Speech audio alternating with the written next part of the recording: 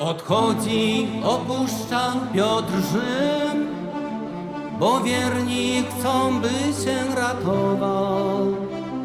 Lecz światłość olśniewa go wraz, to idzie sam Pan zmartwychwstały. Quo vadis, dokąd idziesz, Panie? Bezbożni niszczą Kościół Twój. Uciekam, życie swe ratuję, by nadal świadkiem Twoim być. I spojrzał na Piotra nasz Pan, przeniknął do głębi sumienie.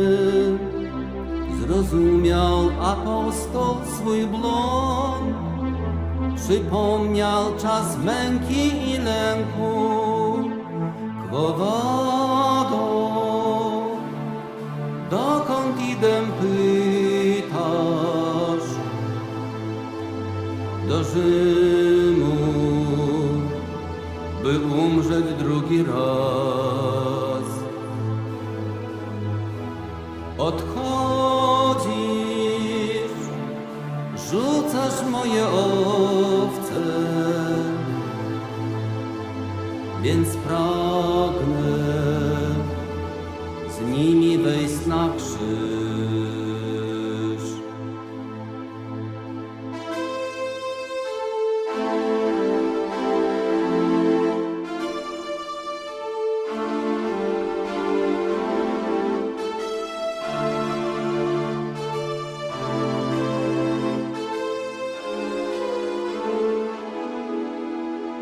I w proch powalony jest Piotr, przejęty on skruchą do głębi, bez sensu i życie i śmierć, gdy braknie miłości i krzyża.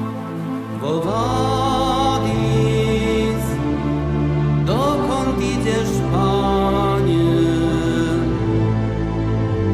Już wracam, do owiec wracam Twych, by świadczyć o Tobie aż do śmierci i z nimi razem wejść na krzyż.